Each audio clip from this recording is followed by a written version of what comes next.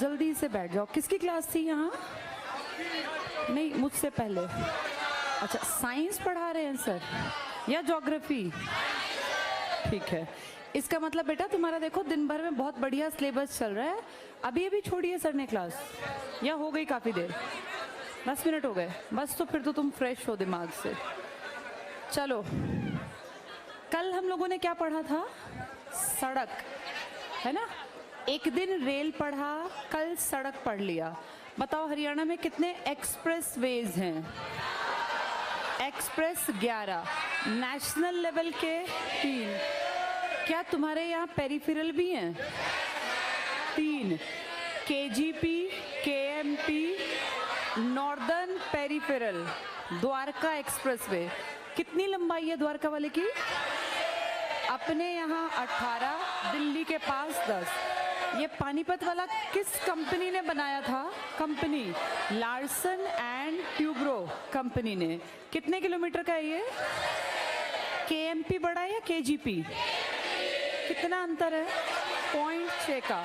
हमारा 135.6, उनका 135। 2 शहर तो हमारे ही हो गए, करनाल, ये कुंडली और पलवल। अपने कितने जिलों में से केएमपी निकलता है? 5। सोनीपत, झज्जर, गुड़गांव, पलवल और मेवात। क्या मेवात की बाउंड्री दिल्ली को टच करती है? दिल्ली को टच करते हैं 4, सोनीपत, झज्जर, गुड़गांव, फरीदाबाद। क्या केएमपी फरीदाबाद गया था? उसके ज़िले बदल गए, वो है सोनीपत, झज्जर, गुड़गांव, ये तो ठीक है। लेकिन उसके 2 ज़िले हैं मेवात और पलवल। न मेवात से गुजरता टच करता दिल्ली को और ना ही पलवल। इनमें कंफ्यूज मत होना। क्या ये दोनों टॉपिक तुमने घर पे तैयार कर लिए? जो मैंने यहाँ पढ़ाया वो तुम्हें पक्का करना है अपने घर जाके। बताओ 1903 में किस डेट पर वो ट्रेन, टॉय ट्रेन चली थी? 9/11/1903। तुम्हारा कालका स्टेशन कब बनाया? 1898 में। कागजों पे कब किया वो? 96। कहाँ बैठ के? किन्नौर, हिमाचल। तुम्हारा स्टेट हाईवे सबसे लंबा बताओ? स्टेट 12 और अपने स्टेट का छोटा 6A। हमारा नेशनल हाईवे जो हमारे यहाँ से 9, कहाँ से कहाँ है वो? पंजाब से उत्तराखंड। तुम्हारे हरियाणा में से कई जिलों से गुजरता है। टोटल लंबाई 811, हमारे यहाँ 885। एक पोंटा साहिब को टच करता है, क्या नंबर है उसका? SH6A। कितना किलोमीटर? 4.9। हमारे यहाँ 3.7। ये आंकड़े पढ़ के आएंगे, ये कोई अजूबा नहीं है, जो पढ़ता है उसको आ जाते हैं। चलो, आज हम लोग अगला टॉपिक पढ़ते हैं। ये रह गया था एविएशन, हवाई वाला ना। जल्दी से पढ़ो, फिर दूसरे आंकड़े पढ़ाऊंगी। हाँ, पेज नंबर देखो 141, 141 पढ़ लिया हमने। 42। बताओ सबसे हाईटेक अपना stand, bus stand? NIT। Faridabad में कई हैं NIT, और सबसे बड़ा झज्जर। कितने डिपो हैं? 24। हरियाणा शक्ति किसके लिए है? स्पीड। और हरियाणा गौरव और CNG वाली, CNG और वो बड़े वाली AC बस सारथी वोल्वो। ठीक है, चलो पेज 142, 43 पढ़ लिया था। 44 में भी रेल पढ़ लिया ना पहले ही हमने। 45 के वायु पे पहुंच गए। ठीक है, अब देखो बेटा, इसमें सिर्फ वायु परिवहन पढ़ाऊंगी, फिर जो आगे टॉपिक है ना पत्रकारिता, ये एक चैप्टर है, उस चैप्टर को पढ़ा के यहाँ आएंगे, क्योंकि ये तो समरी है। ऐसे ही सिनेमा का एक चैप्टर है, तो इसमें से सिर्फ हमें आज छोटा सा टॉपिक पूरा करना है वायु का। कुछ नहीं करना, बोर्ड पर देखो। क्या हरियाणा में बहुत बड़े बड़े जहाज उड़ते हैं क्या? अगर हमें जहाज़ की यात्रा करनी हो तो ये दिल्ली रहा और वो चंडीगढ़ रहा। हमने बहुत डेवलप नहीं किया, क्योंकि हमसे लगते कौन कौन से हैं? चंडीगढ़ एयरपोर्ट और दिल्ली एयरपोर्ट। और दिल्ली में कौन सा बड़ा है? वो IGI। तो इतना खर्चा हम क्यों करेंगे? अगर किसी को हरियाणा से विदेश की यात्रा करनी है तो दिल्ली जाके कर लो ना। यहाँ क्यों हरियाणा सरकार इतना? लेकिन फिर भी बेटा, हमने सेफ्टी के लिए अपने यहाँ पर सिविल एविएशन क्या होता है? नागरिक उड्डयन, सिविल एविएशन, हमने सेंटर्स बना लिए। हमारे यहाँ लड़के लड़कियाँ एरोप्लेन उड़ाना सीख भी तो सकते हैं, तो हम पढ़ाई कर सकते हैं। उसके अलावा हमने कहीं कहीं पर इमरजेंसी के लिए क्या बना रखी है, हवाई पट्टी। क्या पता कब कहाँ कौन अटैक कर दे, हमें जहाज़ की ज़रूरत पड़ जाए। क्या पता कभी ऐसा हो कहीं सूखा पड़ गया और हमारे यहाँ से अनाज मंगाने लगे, तो हमने हवाई पट्टियाँ बना रखी हैं। जैसे कि एग्जाम्पल है, रोहतक का जो महम है ना, वो कार्गो के लिए बना रखा है। कार्गो होते हैं बेटा सामान ढोने वाले, ये शिप्स भी होते हैं, प्लेन्स भी होते हैं। तो महम रोहतक में हमारा कार्गो का एरोप्लेन के उतारने चढ़ाने के लिए पट्टी डेवलप कर रखी है, जहां से हम अनाज भेज सकते हैं। ईश्वर की दया से हमें कभी नहीं जरूरत पड़ी कि हम अनाज मंगवाएं, लेकिन हमारे यहाँ से अगर अनाज भेजना हो भर भर के, तो हम कौन सा हमने डेवलप कर रखा है, महम का। इसी के साथ साथ हमारे सैनिकों ने, क्योंकि सेना की भी जरूरत पड़ती है, तो सैनिक हवाई अड्डे भी बना रखे हैं कि भाई जहां स्पेशल सैनिक अंबाला के अलावा भी है, इसलिए बता रही हूँ। अब शांति से सुनो, हमारे यहाँ पर सिविल एविएशन के सेंटर हैं। कहाँ कहाँ पर? अगर हमें सबसे बड़े की बात करें तो हमारा हिसार का हवाई अड्डा हमने बहुत बड़े लेवल पे डेवलप कर लिया। अभी इस्तेमाल नहीं कर रहे, पर जिस दिन जरूरत पड़ी दिल्ली के ऑप्शन में हमने क्या तैयार करके बना दिया, हिसार। इसकी बराबरी कोई नहीं कर पाएगा हरियाणा में, बाकी सब इसके सामने छोटे हैं। हिसार, इसको मान्यता मिल गई। जिस दिन भारत सरकार चाहेगी हिसार पे काम शुरू हो जाएगा, कुछ करना नहीं है, बना दिया। वो पट्टियां भी बना दी, पूरा प्रॉपर जो दिल्ली में नहीं ढका हुआ है सब कुछ, वो सब कर दिया हमने। ये हमारा फुली रेडी है, बस जरूरत पड़ी इसको इस्तेमाल कर सकते हैं। इसके अलावा बेटा एक हमने भिवानी में, ये सिविल एविएशन के हैं भिवानी। एक हमारा है पंचकुला, पंचकुला में ये पड़ता है ना, क्या नाम है इसका, पिंजौर, पिंजौर। और एक है इसमें ये हो गया बी, ये पी। एक है एन और के। एन का मतलब है नारनौल, नारनौल क्या है, महेंद्रगढ़। और के का मतलब है करनाल, करनाल। तो वो 5 ये इंपॉर्टेंट हैं, ठीक है। ज़्यादा इस्तेमाल तो नहीं करते कोई सा भी, लेकिन फिर भी हमने सेफ्टी के लिए अपना काम कर रखा है कि कल को ज़रूरत पड़ी, दिक्कत हुई तो हम इनको इस्तेमाल कर सकते हैं। असैनिक हवाई अड्डे में ये 5 प्लस जींद को और कर लेना, तो इन 6 जगह पे अगर कभी इमरजेंसी ज़रूरत पड़ी तो हमने डेवलपमेंट कर रखी है। क्या ये याद रह जाएगा? हिसार तो सारे देश को पता है, इसको याद कर लो, BPNK। और जींद अगर ज़रूरत पड़ी तब असैनिक हवाई अड्डे के रूप में इस्तेमाल हो सकता है। यहाँ सब जगह हमारे पास सुविधाएं हैं, और सबसे बड़े लेवल पे हमने किसको डेवलप कर लिया, हिसार। अगर बात करें एयरफोर्स, क्योंकि उसी को उड़ना पड़ेगा, तो वो 2 सेंटर बना रखे हैं उसने। एक अपना अंबाला में एयरबेस कैंप है, और एक वो फेमस है सिरसा। दोनों एयरफोर्स स्टेशन हैं। और जब भी एयर की बात करेंगे तो एयरफोर्स ही हमारे दिमाग में आनी चाहिए। जल्दी से इसको किताब से पढ़ लेते हैं। देखो, वायु परिवहन बहुत ज़्यादा डेवलप्ड है क्या वायु हमारा? नहीं, इसलिए एक पैराग्राफ में सबसे डेवलप्ड क्या है अपने यहाँ, या तो सड़कें या तो रेल। रेल भी डेवलप्ड है, लेकिन वायुयान ज़्यादा इस्तेमाल नहीं होते। तुम्हें देखो गाँव में आसपास कहीं बच्चों को दिख जाए एरोप्लेन तो भाग के बताते हैं। दिल्ली के गाँव में बेटा यूँ उड़ते रहते हैं थोड़े ऊपर, उनको नॉर्मल लगता है क्योंकि वहाँ इस्तेमाल ज़्यादा है। हमें कनेक्टिविटी इतनी बढ़िया है, हमें एरोप्लेन ज़्यादा दिखते ही नहीं, क्योंकि हमें अगर जाना हो तो दिल्ली और चंडीगढ़ हम प्रेफरेंस में रखते हैं। टिक करो इसमें। 1 नवंबर 1956 को, यानी हरियाणा बनने से 10 साल पहले, हरियाणा में सिविल एविएशन की स्थापना की गई। क्या इसी साल यूनिवर्सिटी भी बनी थी तुम्हारी? KU बनी थी, लिख लो KU। यानी KU के साथ ही एरोप्लेन का काम कर दिया हमने, KU।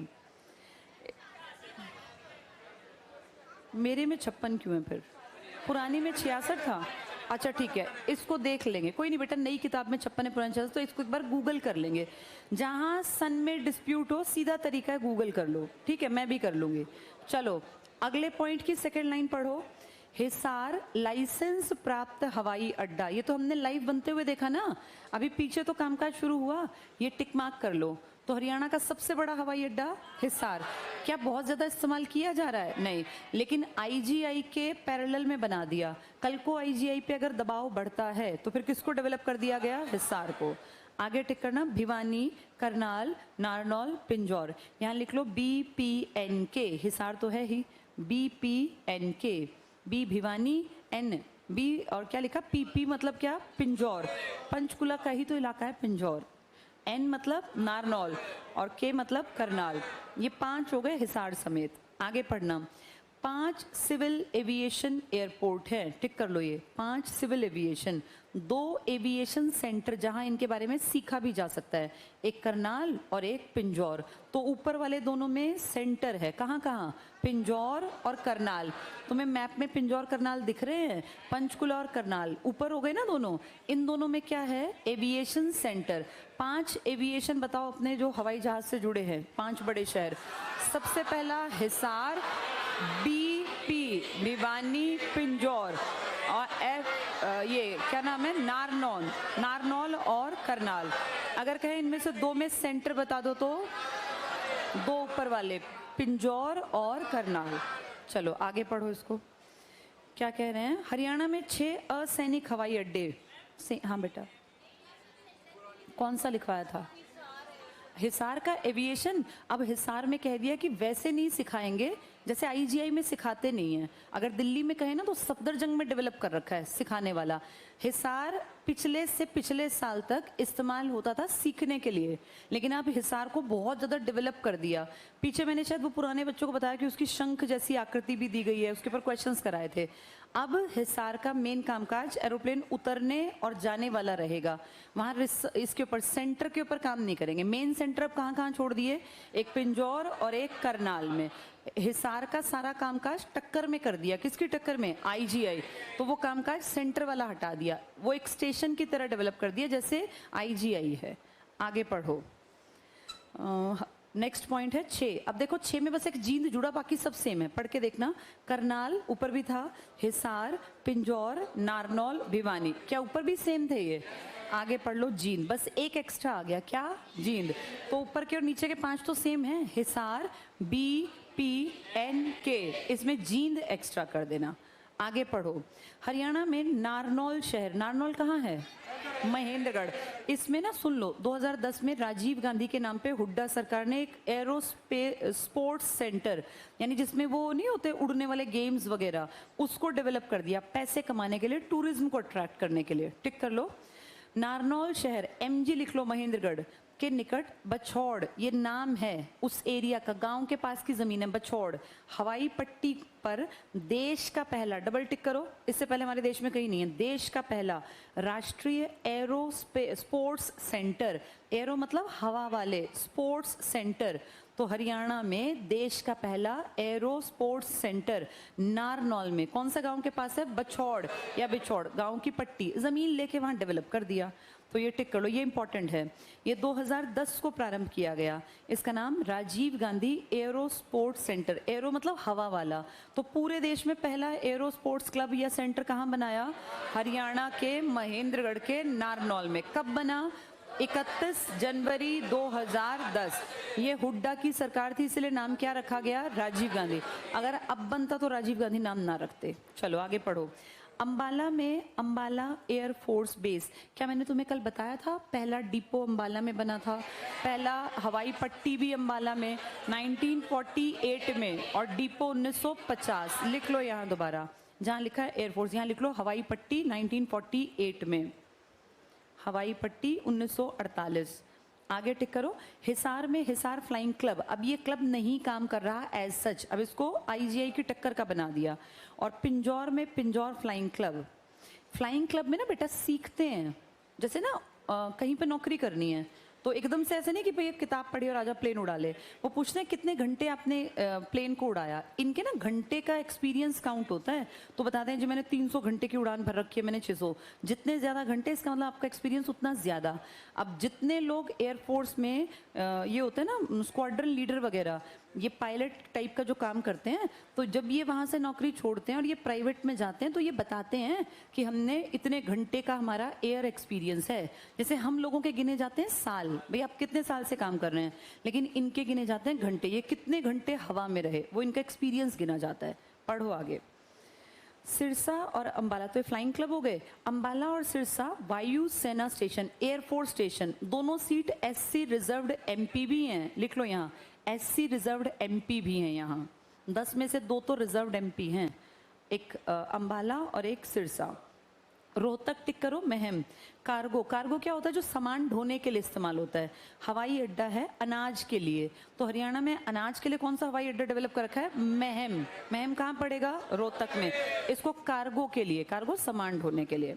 हरियाणा में लगता यात्री हवाई अड्डा चंडीगढ़, प्लस लिख लो IGI, वो भी तो हमसे लगता है, प्लस IGI। इंदिरा गांधी, इंदिरा गांधी के भार को कम करने के लिए तुमने क्या डेवलप करवा दिया? हिसार। 5 बताना अपने बड़े हवाई अड्डे। Hisar plus BPNK, B Bhiwani, P Pinjore, N Narnaul, K Karnal. एक और क्या था? जींद। जींद। चलो आगे टिक करना। करनाल और हिसार हरियाणा के प्रस्तावित, अब प्रस्तावित नहीं, अब तो बन गया। इसके नीचे लिख लो हिसार के बन चुका, पिछले साल इनॉग्रेशन कर दिया हिसार वाले का। अब आ जाओ अगले पेज पर जल्दी से। हरियाणा में जनसंचार, बस ये शॉर्ट कर लो, पत्रकारिता पूरा एक चैप्टर है, उसको पढ़ेंगे फिर इस पे आएंगे। हाँ बेटा, कुछ मैक्सिमम पैसा देश ने दिया क्योंकि नेशनल लेवल का बनेगा, इंटरनेशनल लेवल का। कुछ पैसा हमने, हमारा कम लगा, उनका ज्यादा, क्योंकि ये इंटरनेशनल लेवल का एयरपोर्ट है। इसमें पीछे जो वो चाचा भतीजा लड़ रहे थे अपने विधानसभा में, तो वो यही तो कह रहे थे कि तुझे पहले पता था, तूने इसके आसपास की जमीन में घोटाला किया, जमीन खरीद ली, क्योंकि पता था कि ये डेवलप होगा। आज नहीं होगा। ये जो अमीर लोग हैं ना बेटा, ये प्लानिंग करते हैं 50 साल बाद की। हिसार अभी डेवलप नहीं होगा, अभी तो खाली पड़ा है, लेकिन दिल्ली देखो कैसा बन गया। अब दिल्ली के बाद अगला नंबर किसका आएगा? हिसार। 50-100 साल, 50 साल, 20 साल, 30 साल बाद बहुत अलग होगा, तब कीमत निकलेगी।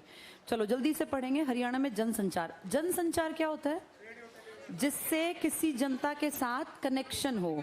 हरियाणा में 2 चीजें इंपॉर्टेंट है, ध्यान से सुन लो। पहला, आज सोशल मीडिया आ गया, लेकिन पहले सिर्फ रेडियो था या फिर टीवी। हमारे हरियाणा में रेडियो स्टेशन, ये ना लोकल हैं, इन पे क्या आती हैं? न्यूज़ सिर्फ हरियाणा की, किसानों के प्रोग्राम। बेटा अपना सब एडवांस्ड है, कोई नहीं सुनता इनको, लेकिन एक ज़माने में सुनते थे, मिट्टी के ऊपर, खेती के ऊपर। तो हमारा सबसे पहला जो आकाशवाणी, रेडियो को बोलते थे आकाशवाणी सेंटर बना, ये हमने रोहतक में बनाया, और अपने बनते ही अगले 10 साल में इसको तैयार कर दिया 1976 में। फिर इसके बाद हमने, जहाँ वो कलेश हुआ था ना, कहाँ पर? कुरुक्षेत्र, 1991। और लास्ट हमने बनाया था अपना हिसार में, ये बनाया 1999 में।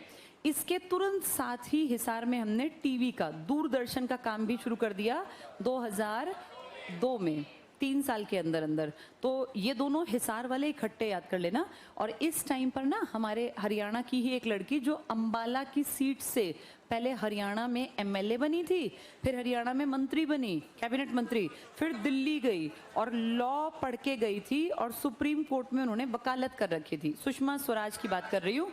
सुषमा स्वराज उस टाइम पर सूचना और प्रसारण मंत्री थी, तो वो आई थी इनॉग्रेशन, क्योंकि उन्हीं के पास टीवी था, तो अपने राज्य में अच्छा तो लगता ही है हर किसी को। अपने राज्य में आके उन्होंने हिसार दूरदर्शन केंद्र को की ओपनिंग की थी। दूरदर्शन लोकल पे सिर्फ हिसार में है, और रेडियो 3 जगह, कहाँ कहाँ? रोहतक, कुरुक्षेत्र, हिसार। हिसार के दोनों इकट्ठे हैं। 99, 2002। सबसे पहला हमारा हार्ट ऑफ हरियाणा रोहतक, उसके बाद वो कलेश जहाँ हुआ था कुरुक्षेत्र। तो 76, 91, 99, 2002। जल्दी से पढ़ो। हरियाणा में जनसंचार, सेकंड लाइन पढ़ लो। जनसंख्या के बड़े भाग को आपस में जोड़ते हैं रेडियो, टीवी, दूरदर्शन, समाचार पत्र, पत्र पत्रिकाएं। आकाशवाणी पर आ जाओ, रेडियो को बोलते हैं बेसिकली।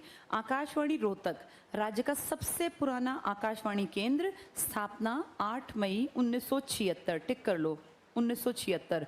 काफ़ी साल हो गए थे। अभी 2024 में इसी बारिशों के आसपास ना, जो इनका ट्रांसमीटर था पता नहीं कितने किलोवाट का, वो गिर गया, पुराना होके गिर गया। न्यूज़ बनी थी ये, फिर ज़्यादा दिक्कत नहीं है क्योंकि सुनते ही कम लोग हैं, तो ज़्यादा कोई इसके नहीं था कि व्यूवर्स और बड़े इसके लिसनर्स होंगे, पर ये खबर बनी थी कि पुराना हो गया, इस पर पैसा लगाना पड़ेगा।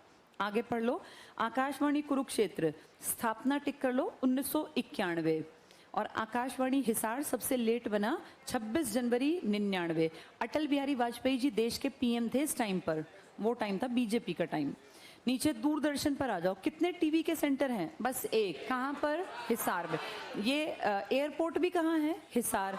रेडियो स्टेशन है हिसार में? हाँ, हिसार में रेडियो स्टेशन भी है, एयरपोर्ट भी है बड़ा, और टीवी भी है। हिसार के एरिया भी बहुत बड़ा है। टिक करो दूरदर्शन।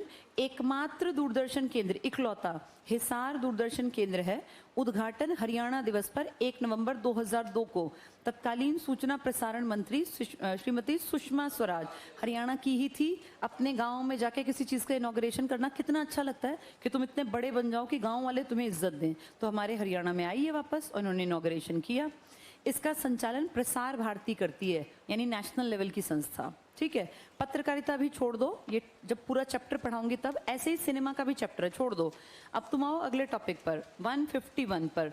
मैं सब कुछ एग्जाम को ध्यान में रख के पढ़ा रही हूँ बेटा, टॉपिक पूरे और आधे की बात नहीं है। बात है एग्जाम में हमारे नंबर कैसे आएंगे। सब लोग बोर्ड पर देखो, आज हम पढ़ने जा रहे हैं बहुत सारे इंपॉर्टेंट आंकड़े, और ये आंकड़े पिछले सभी एग्जाम्स को उठा के देखना, पूछे जाते हैं। कुछ नहीं करना, सिर्फ सामने बोर्ड पर देखो। इसकी हेडिंग है हरियाणा की जनसंख्या, लेकिन इस जनसंख्या में बहुत सारी बातें तुम्हें समझनी पड़ेंगी। सिर्फ बोर्ड पर देखकर सुन लेना, फिर सब आसान दिखेगा। हमारे हरियाणा 1971 में अलग से गिनती की गई थी, हमारी भी। हर स्टेट की गिनती हुई ना आबादी की। हमें पहली बार कब गिना गया? 71। देश आजादी के बाद पहली बार अपनी गिनती 51 में। इसका मतलब देश की गिनती हमसे ज्यादा बार हुई होगी। हमारी गिनती तो बनने के बाद हुई ना। इसके बाद फिर 81, 91, 2001 और 11, उसके बाद तो हुई नहीं। कितनी जनगणना हुई हमारी? 5। यानी हरियाणा की 5वीं जनगणना के आंकड़े हमारे एग्जाम में आएंगे। उसके बाद हमारे पास जनगणना का कोई आंकड़ा अलग से नहीं है, और तुम और मैं बना भी नहीं सकते, गृह मंत्रालय बनाता है। इस जनगणना ने हमें क्या बताया? इसने हमें बताया कि हरियाणा कहाँ स्टैंड करता है। हरियाणा, अब मैं 4 आंकड़े लिख रही हूँ, बोर्ड पे देखते रहो। हरियाणा आबादी में कहाँ है, हरियाणा एरिया में कहाँ है, हरियाणा पॉपुलेशन की डेंसिटी में, घनत्व में कहाँ है, और हरियाणा मेल फीमेल के रेशो में कहाँ स्टैंड करता है। पॉपुलेशन में हम हैं 18वें, एरिया में हम हैं 21वें, पॉपुलेशन की डेंसिटी में बताओ हम क्या हैं? 11वां नंबर है हमारा, और मेल फीमेल के रेशो में हम बहुत, ये शर्म की बात है, 31वें। एक से हमारा कुछ खास ही संबंध है, एक के साथ। देखो हर एक में एक एक एक एक, और सारे आंकड़े याद करने का ट्रिक सुन लो। पॉपुलेशन आगे बढ़ती है जब बच्चे का जन्म होता है, और बच्चे का जन्म क्योंकि महिला से ही संभव है। महिलाओं की शादी की एज कितनी है? 18। एरिया मतलब प्रॉपर्टी। अमूमन प्रॉपर्टी का मालिक आदमी को समझा जाता है, भाई हमारा भी मेल डोमिनेशन है, तो एरिया आते ही लड़कों की शादी की एज कितनी? 21। इससे तुम गलती नहीं करोगे। पॉपुलेशन आया तो लड़कियों की एज, और अगर एरिया आया तो लड़कों की एज। डेंसिटी में पास पास बैठते हैं ना भाई, डेंसिटी इसका मतलब जनसंख्या का घनत्व, कितने एरिया में कितने लोग हैं। घनत्व में 2 लोग पास पास खड़े कर दिए हमने, तो 2 पास पास खड़े हुए तो क्या दिख रहा है? ये 11वां। जब घनत्व आए तो 11वां, एरिया आए तो लड़कों वाली एज, पॉपुलेशन आए तो लड़कियों वाली। और मेल फीमेल में तुम सबसे पीछे हो राज्यों में, और यूटीज में भी हम काफी पीछे खड़े हैं। हम यहाँ पर 31वें नंबर पर आते हैं। इसका मतलब बहुत ज्यादा खराब हालत है, राज्यों में हम लास्ट है, हमसे पीछे कोई नहीं है। अगर बात करें पॉपुलेशन की 18वीं, तो इसका मतलब है पॉपुलेशन हमारे यहाँ बहुत ज्यादा नहीं है, तभी हम 18वें, वरना हम फर्स्ट होते। सीटें भी तो कम है हमारी। हमारी टोटल आबादी 2,53,51,462 थी। ये अगर देखें 2,53,00,000, तो इसमें आदमी औरत भी तो बटे हुए थे ना। इसमें आदमी और औरत में 16 लाख का अंतर था, यानी 2 डिजिट लिखने हैं जिनके बीच में 16 लाख का गैप हो। तो आदमी थे 1,34,00,000 और औरतें थी 1,18,00,000। अब औरतों की एज में फिर 18 साल ऐड कर लो, तो यानी टोटल आबादी, फिर इसमें महिला पुरुष। वहां तुम्हारे पास टाइम नहीं है, तुम निकाल के देखो, ये याद कर जाना। पीछे के आंकड़ों को टेंशन मत लेना, ये याद कर लेना। तो ये टोटल आबादी तुम्हारी थी, ये मेल और ये फीमेल। औरतें काफी कम हैं, ये लाखों की संख्या में कम होना, इसीलिए हरियाणा में लड़कों की शादियों में दिक्कत आती है। ये देखो यहाँ आंकड़ों से दिख रहा है, ये सच बात है बेटा। तुम 16 लाख औरतें कैसे, कहां से पूरी हो जाएंगी? हो ही नहीं सकती। इन दोनों का गैप निकालो तो कितनी लाख औरतें कम हैं।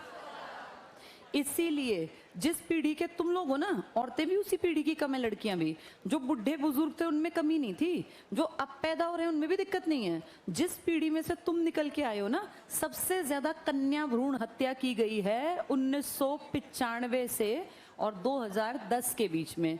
11 में जब वो आंकड़े आए ना, तो फिर पुलिस प्रशासन सब एक्टिव हो गए कि भैया ये तो बहुत कम जनसंख्या की, औरतों की जनसंख्या कम हो गई। तब के बाद रूल्स बन गए। उससे पहले खूब लड़कियों का कन्या भ्रूण हत्या के रूप में उनको खत्म कर दिया, और इसका सबसे बड़ा भुक्तभोगी हरियाणा है। तुम्हारे सामने मैंने लिख दिया, ये किसी के कहने की बात नहीं है। कितने का गैप है दोनों में? हाँ, अब इस टोटल आबादी में से मेल फीमेल, तो फीमेल 18 याद कर लो, इसमें 16 ऐड कर देना, 34। एक 34, एक 18, ये बात हुई मेल फीमेल की। अब मैं इसी आबादी को गांव और शहर में बांट दूं। गांव में हरियाणा के लोग ज्यादा रहते हैं, शहर कम है। अभी ज्यादा शहरी नहीं है हमारे हरियाणा वाले। गांव की जब बात करें ग्रामीण जनसंख्या, तो ये बड़ी है, और शहरी जनसंख्या लाख में है बस। 88 लाख लोग हैं टोटल शहरों में। अगर गांव की बात करें तो जितने बच गए वो सब कहाँ मिलेंगे? गांव में। तो गांव की आबादी काफी बड़ी निकलेगी। 1 करोड़ प्लस, मेरे ख्याल 65 लाख के आसपास है। 1 करोड़ 65 लाख प्लस की आबादी है गांव की, और सिर्फ 88 लाख लोग रहते हैं शहरों में। तो गांव में आज भी हरियाणा गांव में बसता है। इस टोटल आबादी का 20% हिस्सा शेड्यूल कास्ट है। तो हरियाणा में एससीज को इसीलिए सीटें भी ज्यादा दे रखी हैं हमने। अगर 20% है तो 90 में से तुमने कितनी इनकी सीट दे रखी है? 17। कारण आबादी का प्रतिशत भी तो देखो ना, 20 पॉइंट समथिंग है। तो 20% आबादी यहाँ टोटल की एससी है। शहर में लोग कम रहते हैं, गांव में लोग ज्यादा। आदमी औरतों में काफी बड़ा गैप है। आदमी है 134 और औरतें हैं 118। आ गया समझ में ये? अब बात करते हैं ये पढ़े लिखे कितने हैं। हमारा हरियाणा एवरेज 75% आबादी यहाँ की पढ़ी लिखी है। जो 25% पढ़े लिखे नहीं है ना, वो बूढ़े और बुजुर्ग हैं। अब हम उनको कैसे पढ़ाएं?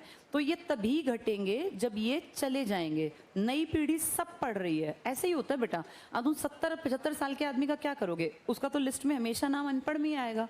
ये आज की पीढ़ी की नहीं है, ये उनके कारण है। तो जब वो चले जाएंगे 20 साल बाद, तो ये 100% पर आ जाएगा।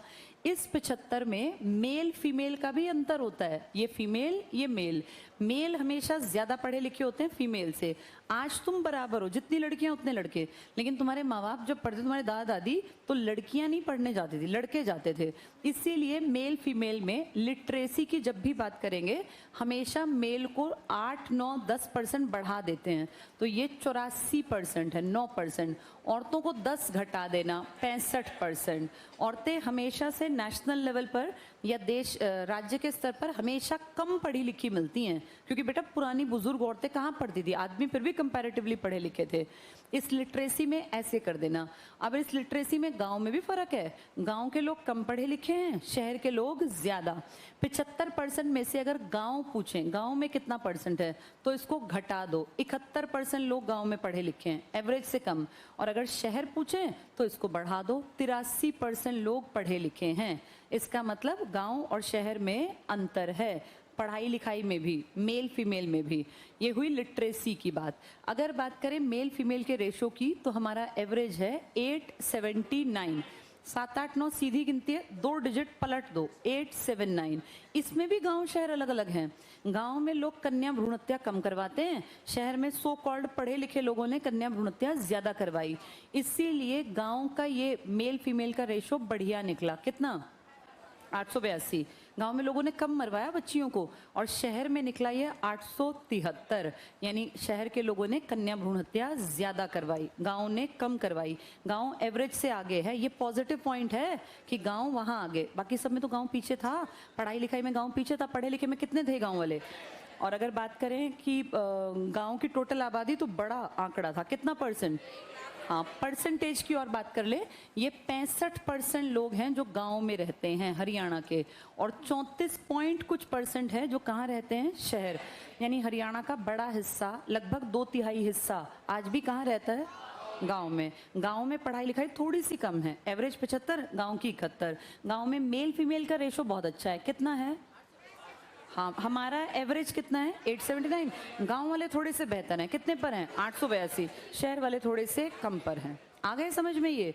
अब पिछले 10 सालों में जब 2001 में लोग गिने गए और दोबारा 2011, तो हमने देखा कुछ बदलाव हुआ। जैसे सब जगह बराबर जनसंख्या नहीं बढ़ती, जनसंख्या बढ़ती है जहाँ काम होता है। सबसे ज्यादा आबादी जो बढ़ी वो कहाँ की बढ़ी? गुरुग्राम। 73% आबादी एकदम से बढ़ गई। 2001 तक नौकरियां कम थी, 2011 तक ढेर प्राइवेट सेक्टर्स आ गए, बहुत सारे लोगों ने कंपनी फैक्ट्री ज्वाइन कर ली, वहाँ आबादी बढ़ती चली गई। इसीलिए वहाँ पर देखो जो ये रेंट का बिजनेस है ये बहुत बड़ा है। कितनी दुनिया वहाँ जाकर कोई कहीं से बस गया। कितने % आबादी बढ़ी? ये पैदा होके नहीं बढ़ी है। ये कैसे बढ़ी है? ये काम के, रोजगार के चक्कर में आ गए। जो सेकंड आबादी हमारी बढ़ी ना, सेकंड नंबर पर, वो नेचुरल बढ़ी, वो मेवात की। इसको उल्टा कर दो, 37%। बाकी सबकी आबादी कम बढ़ी। तो 2 शहर जहाँ सबसे ज्यादा लोग बढ़े, एक तो गुड़गांव, ये काम के चक्कर में बाहर से आ गए, और दूसरे जो नेचुरली आबादी ज्यादा बढ़ी, मेवात। अगर लिटरेसी की बात करें तो इन दोनों का नाम फिर से आएगा। क्यों आएगा? लिटरेसी में सबसे नंबर 1 कौन है? गुड़गांव। और लिटरेसी में सबसे कम कौन है? मेवात।